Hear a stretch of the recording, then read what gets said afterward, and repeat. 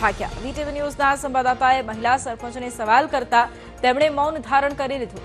મીડિયાના સવાલના જવાબ આપ્યા વિના જ મહિલા સરપંચ રવાના થઈ ગયા। શું મહિલા સરપંચ પણ મસ્તાની ગેંગના ગુંડા ભાવેશ રવારીના નામથી ડરી રહ્યા છે? ઉપરથી ઓર્ડર આવતા ડિમોલેશન કરાઈ રહ્યું હોવાનું પણ ગ્રામ સેવકનું રટણ છે।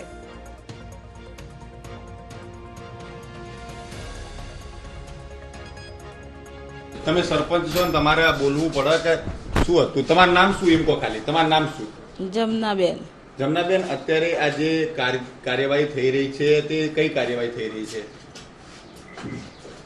કઈ કાર્યવાહી થઈ રહી છે? સરપંચ અત્યારે મકાન તોડવાની કામગીરી હાથ ધરવામાં આવી છે। કોનું મકાન છે? હા સરપંચ, તમે સરપંચ છો, તમે ગામના ધણી કહેવાઓ, તમને ખબર હોવી જોઈએ કે કોનું છે? કઈ રીતની કામગીરી કરાઈ રહી અત્યારે ભાભી? તો એટલું તો બોલો ખાલી કે કઈ રીતની કામગીરી થઈ રહી અત્યારે શું કરવામાં આવે છે? ઉપરથી આવા મને ખબર નહીં।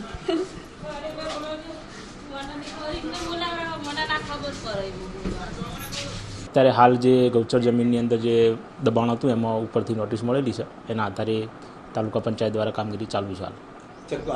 કામગીરીના અંદર કોણ કોણ કર્મચારીઓ છે? કર્મચારીઓની અંદર જિલ્લા પંચાયત, તાલુકા પંચાયત, મામલતદાર કચેરી ચાણસ્મા અને બીજા જે ગ્રામ પંચાયતને લગતા જે તે કર્મચારી આવતા હોય, વિસ્તરણ અધિકારી વગેરે હાજર છે।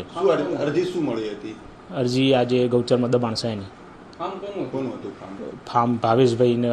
ભાવેશભાઈ દેસાઈ કે એવું કંઈક નામ છે, એમના નામનું ફાર્મ છે। તોડવાની પ્રક્રિયા કેટલા દિવસ સુધી ચાલી શકે છે? એવું તો હવે હાલ કંઈ કહી ના શકાય। જે પ્રમાણે કામગીરી ચાલુ છે, હાલમાં ડેમોલેશન ચાલુ છે ટૂંકમાં।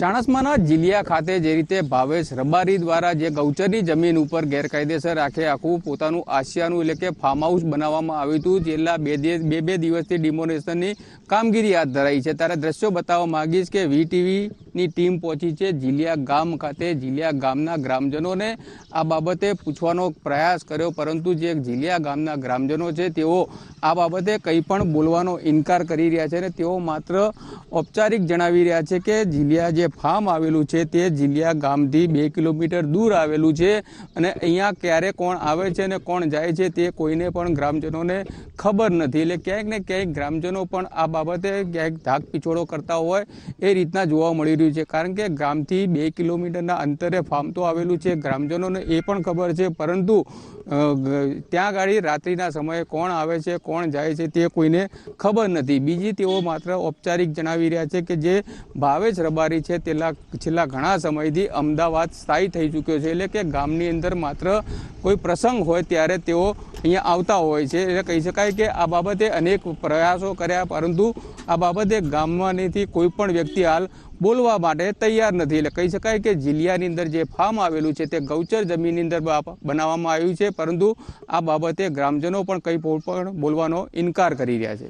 ભરત પ્રજાપતિ, વીટીવી ન્યૂઝ, પાટણ। હવે કરીશું વાત